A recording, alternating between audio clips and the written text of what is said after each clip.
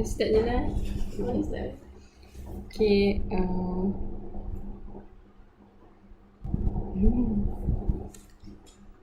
Okay, Assalamualaikum warahmatullahi wabarakatuh. Ada Shana dengan Ana kan? Okay, tak apa. Minta maaf lah yang tadi tu dia ada masalah teknikal sikit sebab ada gangguan internet. So, insyaAllah kan. Okay, so sebelum kita start, akan macam nak share lah apa benda sebenarnya Towards the Series ni. Okay, so sebenarnya Towards the Series ni macam kan adik-adik kan macam cuti sampai bulan 6 kan. So macam sementara nak tunggu bulan 6 tu, kita nak lah kan masa kita tu terisi lah dengan benda-benda yang macam mana, yang benda yang buatkan kita ni berfikir lebih lah. Tak adalah macam bangun tidur, makan, buat assignment tu tidur balik kan. Tapi kita nak lah, akan ajak lah sama-sama untuk kita fikir pasal kehidupan ke, pasal Allah, pasal Islam, pasal sirah and semualah kan, supaya macam tak adalah 2 bulan lah cuti ni. 2 bulan tu macam tak ada apa-apa pun, macam berlalu macam tu je. So harapnya kalau kita boleh konsisten lah tengok Towards the Series ni. Dia setiap Rabu dan Ahad pukul 9, macam drama kan, tapi boleh lah. So kalau tak sempat pun, kalau ada hal family ke apa-apa ke, boleh je tengok balik kan dalam YouTube ni. Okay, so sebenarnya malam ni tajuk kita macam siapa kita kan. Tak tahulah semua orang rasa macam mana dengan tajuk ni kan.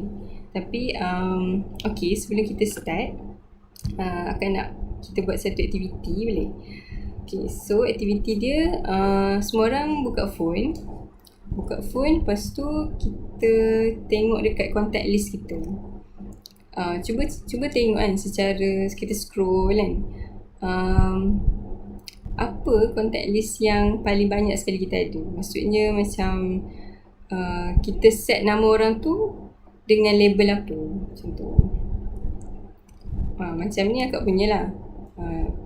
Akak set UIA tu, kalau search UIA tu memang banyak lah, kita boleh nampak banyak lah kan nama-nama yang akak set untuk UIA ni kan. Tapi sekejap sebelum tu kan, kita macam tak buka majlis lagi kan. So kita buka dulu lah dengan Al-Quran Al-Fatihah.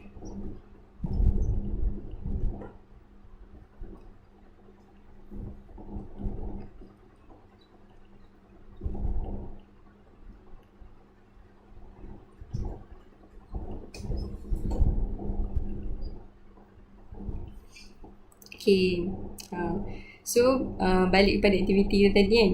Okay, contact list kita ni, kalau kita tengok kan, kita macam ada satu label, kita tulis nama kawan kita tu, nama sesiapa yang kita tulis, mesti kat belakang tu akan ada macam kat mana kita jumpa dia ke, dia ni terkenal dengan apa ke, UIA ke, sekolah dulu ke, mahalah mana ke kan. So and kalau kita tengok pun kan, macam akan ada satu group of contact ni, macam dia ni macam satu kelompok macam tu. Macam UIA ni satu kelompok.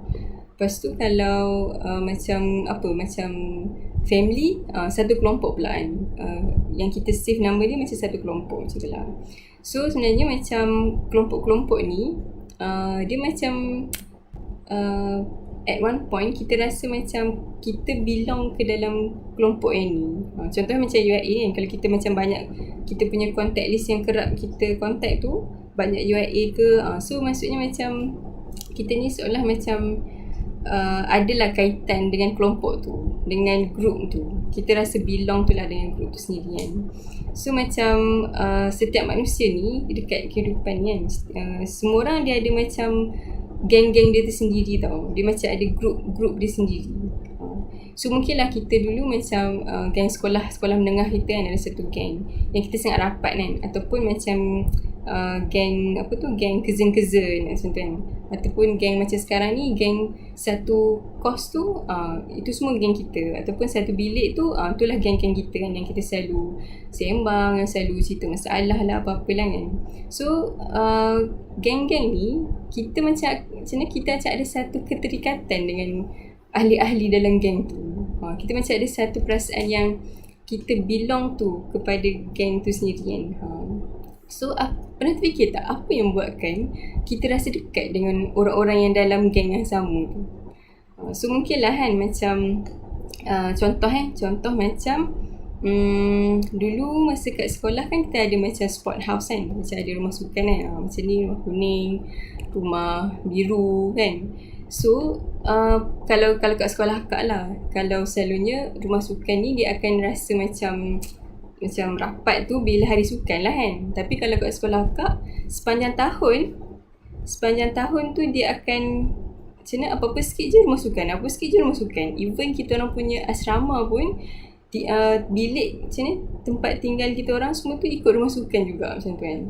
So sampai sekarang lah akak tak rapat sangat lah dengan kawan-kawan yang walaupun satu batch, satu tingkatan, tapi dia rumah sukan lain, akak tak rapat sangat. Akak hanya rapat dengan geng-geng ahli rumah yang sama macam tu lah kan. So macam itu okay lah contoh rumah sukan lah kan. So macam kenapa kita boleh ada satu perasaan yang dekat tu kan. Sebabnya ada waktu-waktu yang apa-apa yang jadilah kan antara sepanjang kehidupan kita tu, akan ada waktu-waktu yang kita share perasaan yang sama dengan geng-geng kita ni. Contohnya kalau rumah sukan tadi kan, kalau rumah sukan kita tu macam menang kan, mesti kita akan macam seronok kan, kita akan seronok sama-sama. Tapi kalau rumah sukan kita kalah, kita macam akan sedih bersama-sama kan. Sama juga dengan family kan. Kalau family pun contoh kan, katakanlah maklum kita dekat Terengganu, kita punya Patih pula dekat Sabah Sarawak kan, ataupun kita punya maksu dekat UK kan. Tapi contoh kalau ada macam kematian ke apa-apa kan, kita akan ada perasaan sedih yang sama yang walaupun lah semua orang duduk jauh-jauh, tak pernah macam jarang jumpa ke apa ke, tapi bila ada satu kematian yang melibatkan the whole family, kita pun akan rasa macam sedih tu bersama-sama macam tu kan. Kita akan sanggup nak balik kan, macam nak bersama-sama merasai kesedihan tu. Sama lah juga kalau kita macam ada wedding ke, ada apa-apa yang happy lah kan, kita akan rasa gembira tu bersama-sama. Sebab kita melalui peristiwa-peristiwa tu bersama-sama lah dengan geng kita macam tu. Okay. So tapi kalau ada perasan lah kan, setiap geng-geng yang kita ada ni dia akan hilang. Dia akan ada sampai satu tahap kita akan macam tak bersama dah dengan geng kita kan. Contohnya kalau geng-geng masa tadika dulu kan, geng-geng masa tadika dulu, waktu tadika tu kita main rapat, kita main masak-masak lah, main basikal lah sama-sama kan. Tapi masa sekarang kita taklah rapat sangat dah kan dengan geng-geng tadika kita kan. Ataupun macam geng-geng sekolah rendah ke, kita macam mungkin lah tegur-tegur macam tu je dekat Facebook ke, dekat IG kan. Tapi kita adalah macam rasa rapat tu macam mana yang kita rasa dulu kan. Kalau family pun sama kan, kita akan rasa macam macam mana, perasaan tu dia akan rasa, contoh kan, katakanlah sekarang ni kita macam adik-beradik kita macam semua still bersama-sama lah kan. Tapi bila semua orang dah kahwin, dah ada anak, dah ada family sendiri, semua akan macam mana, hidup dengan family masing-masing kan. Tambah pula bila anak tu dah kahwin pula, dah ada cucu, so lagilah semua akan terpisah-pisah kan. Macam kita mungkinlah dah lama dah tak jumpa dengan kakak kita sendiri kan. Kita dah jadi macam renggang, dah jadi macam orang asing lah dengan kakak kita sendiri, contoh macam tu lah kan. So tapi yang bestnya, ada satu group, ada satu geng ni yang sampai bila-bila pun dia takkan hilang.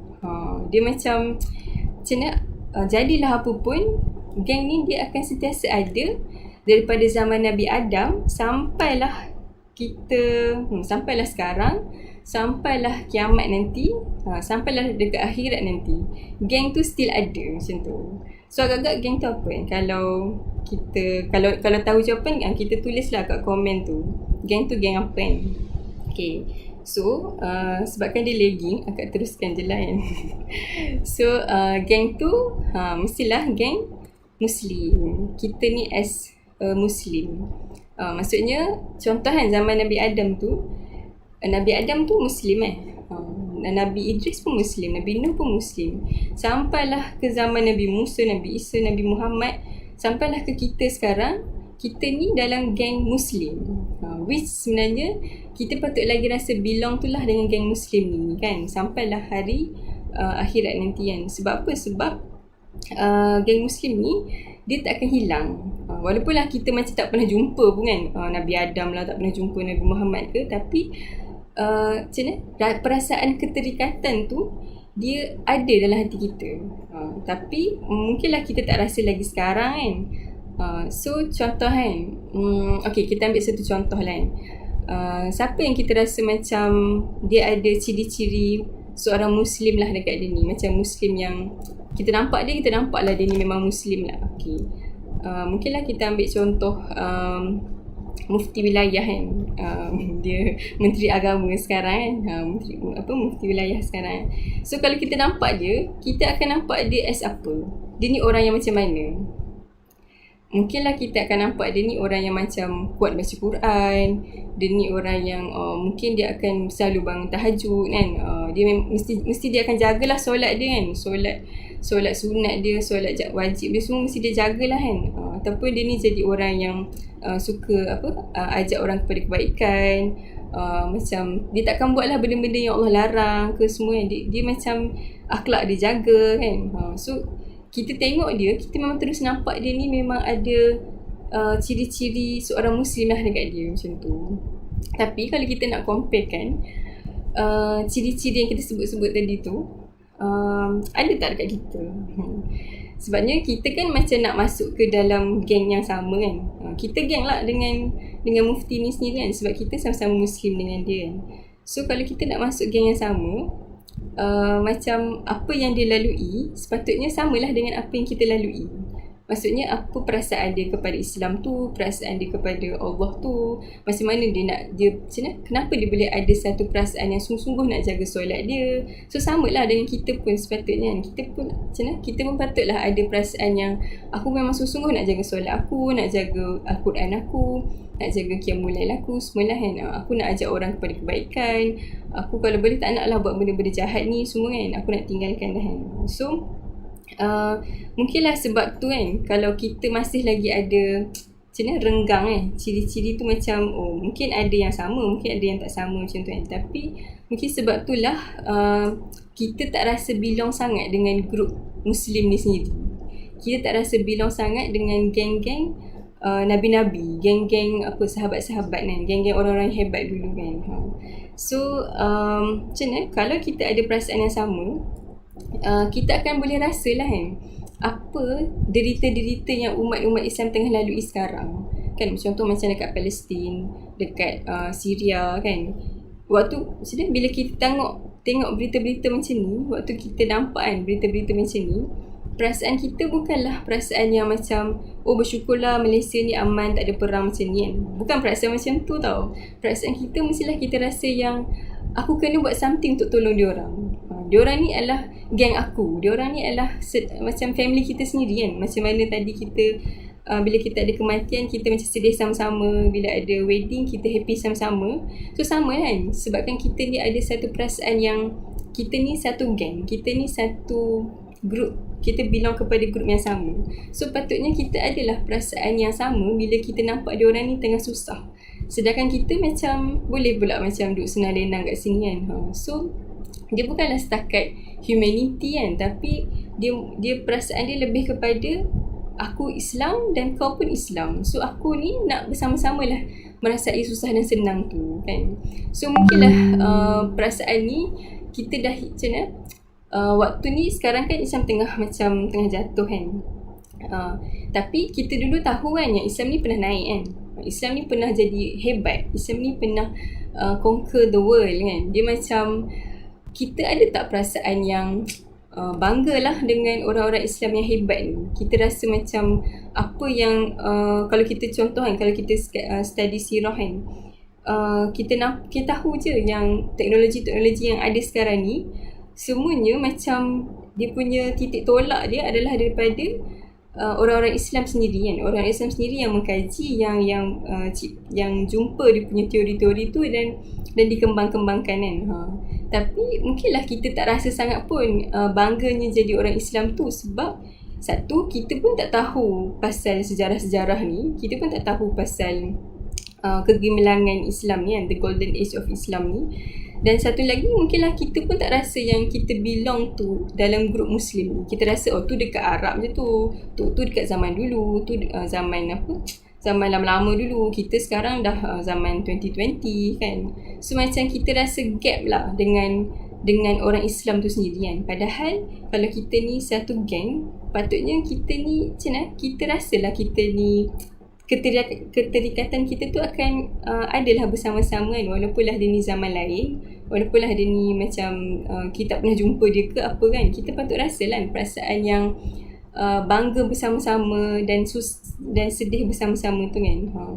Yang sebenarnya yang kita selalu dengan cerita pun macam macam cerita-cerita yang macam contoh macam macam Fatih, macam Salahuddin. Cerita-cerita tu kebanyakannya macam kita just dengar dan kita berlalu macam tu je. Kita macam tahulah ada tokoh-tokoh tu, tahu. Tapi dia macam sekadar, kita tak rasa pun relatable dengan kisah-kisah di sebalik tokoh ni kan. Kita rasa macam janggal, kita rasa macam jauh dengan diorang ni. Padahal kita ni satu geng sepatutnya lah kan.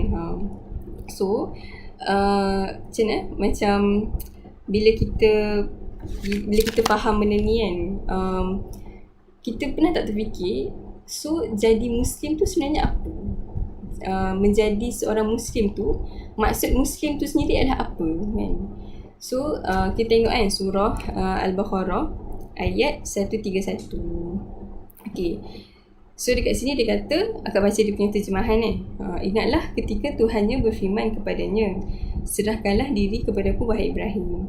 Nabi Ibrahim menjawab, aku serahkan diri, yakni tunduk taat kepada Tuhan yang memelihara dan mentadbirkan sekalian alam. Okay, kalau kita tengok Arab dia kata qala aslamtu li rabbil alamin. Dia guna perkataan aslamtu.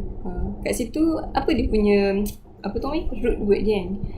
Kita boleh jumpalah root word dia macam Islam So itu maksudnya kalau kita tengok terjemahan dia kata aku serahkan diri, yakni tunduk dan taat kan kepada Tuhan yang memelihara dan mentadbirkan sekalian alam. So sebenarnya maksud Muslim tu adalah dia bukanlah sekadar nama kan, dia bukanlah sekadar macam nak kategorikan orang ni Muslim, yang ni non-Muslim, yang ni bahagian makanan orang Muslim, ni bahagian non-Muslim. Bukanlah sekadar kategori-kategori kan, tapi dia adalah satu bentuk perbuatan, satu benda yang kita kena kata kerja lah sebenarnya kan. Yang kita ni macam aku kena menyerahkan diri aku kepada Tuhan. Itulah maksud Muslim. Contoh kan, kalau kita ambil nama orang lah kan, kita ambil nama orang tu, nama dia Amal. Okay, boleh lah, nama dia Amal kan. So amal kan maksud dia beramal kan, orang yang berbuat kan, orang yang buat kerja macam tu lah kan. So mungkinlah nama dia ni Amal, tapi dia sebenarnya tengah tidur. Faham tak? So kita nak panggil dia Amal, kita panggil dia sekadar nama dia je lah, Amal macam tu. Tapi sebenarnya dia tak beramal pun, dia tengah tidur, macam tu. So benda tu jadi tak valid lah, macam dia jadi macam sekadar nama dia je lah. Tapi Islam ni, Muslim ni, dia bukanlah sekadar nama, dia bukanlah sekadar macam kata khas kan, macam satu kata khas yang ni kategori dia kan. Dia bukan macam tu kan. Dia adalah benda yang kita kena berbuat. Kita kena buat, barulah kita ni dinamakan Muslim. Selagi mana kita tak berbuat, kita macam tak layak lah. Bukanlah tak layak, macam tak valid lah untuk kita gelarkan diri kita ni Muslim kan. Sebab orang-orang yang geng-geng kita tu dah buat kan. Geng-geng kita yang sahabat lah, Nabi semua ni dah buat. Sebab itulah diorang ni jadi Muslim kan. Tapi kita yang tak berbuat lagi, kita macam seolah-olah macam nak masuk juga dalam geng tu kan. So macam dia macam tak rasa sangat lah kan. Tak rasa relate sangat lah dengan geng-geng kita tu, selagi mana kita tak buat. So tapi jangan risau. Macam mana, mungkinlah kita kita adalah tak berbuat langsung selama ni kan. Kita mungkin je ada part-part yang kita dah berserah diri pun pada Allah kan. Kita solat, kita puasa, kita bayar zakat, kita sambut hari raya, tak yang tu kan. Ataupun kita macam apa-apalah kebaikan yang kita dah buat selama ni, kita dah berserah diri pun pada Allah kan. Tapi mungkinlah tak secara sedar, faham tak? Kita macam ikut mak ayah kita ke, ikut kawan-kawan, ikut orang macam tu kan. Tapi kali ni kita tak naklah kita buat tu sebab kita ikut orang kan. Tapi kita nak kita buat tu sebab kita faham dan kita sendiri yang ada perasaan untuk nak serahkan diri kita pada Allah kan. Nak serahkan seluruh perasaan kita ni, hati kita ni, kehidupan kita kepada Allah. So nak serahkan diri ni, serahkan yang macam mana? Yang itu aku tak nak cerita malam ni lah. Maksudnya kita akan sambung nantilah kan. Untuk hari Ahad ni kan, kita nak cerita lebih lah macam mana kita nak betul-betul serahkan diri pada Allah tu. Allah dah bagi jawapan pun dalam Quran. Cuma kita nak go korek-korek lagi nak relatekan macam mana nak applykan apa yang Allah suruh tu dalam kehidupan kita sekarang kan. Tapi sebelum kita go kepada next session hari Ahad ni, akak nak ajak lah untuk semua orang cuba macam kita listkan kan, dalam kehidupan kita ni, sepanjang kita tengah cuti ke, sepanjang kita bangun tidur balik ke, cuba kita listkan apa benda yang kita dah buat yang kita rasa okay, yang ini aku buat sebab aku nak serah diri pada Allah. Kita cuba listkan kan. Tak kisahlah kita makan ke, kita ambil wuduk ke, kita solat ke, baca Quran ke, kita list lah sebanyak mana yang kita rasa okay, yang ini memang aku nak buat sebab aku nak serah diri pada Allah, macam tu. Okay, so nanti kita akan tengok balik lah hari Ahad ni kan, macam mana berserah diri pada Allah tu. Okay, so kalau ada soalan ke, ada cadangan, boleh lah cadangan ke, nak ada pendapat ke, nak share apa-apa lah kan, boleh je nak letak dekat komen, nanti akak baca lah. Okay.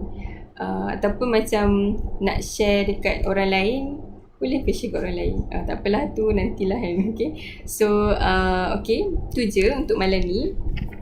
Kita tak nak lama-lama kan, takut korang bosan. So insyaAllah kan, harapnya apa yang kita share malam ni untuk diri akak sendiri jugalah kan. Kita tak naklah jadi orang-orang yang melalui kehidupan tu dalam keadaan yang kosong, keadaan yang macam lalu je hidup tu, bangun tidur makan tidur macam tu kan. Tapi kita nak lalui kehidupan tu dengan perasaan yang lebih dekat lah dengan Allah tu. Sebab Allah dah bagi kita macam-macam sangat nikmat kan. Allah bagi kita nak makan, Allah bagi kita perasaan nak berkasih sayang dengan family, nak nikmat boleh bernafas, kita still sihat kan. Walaupun lah sekeliling kita tu dah macam banyak kes-kes COVID lah bagai kan. Tapi disebabkan rahmatnya, kasih sayang Allah tu pada kita, sayangnya Allah tu pada kita, dia bagi kita peluang kan untuk still nak boleh sharing macam ni, nak boleh kenal Allah, nak boleh faham pasal Islam kan. So janganlah kita macam ambil benda ni as sekadar macam tu je. Kita naklah tunjuk dekat Allah yang aku ni memang sungguh-sungguh nak pergi dekat Allah sekarang kan. Aku memang sungguh-sungguh nak macam nak dekat lah dengan Allah tu, insyaAllah kan. So okay, kalau tak ada apa-apa, kita end kat sini lah dulu kan. Okay, kita tangguhlah dengan tasbih kafarah Rasulullah.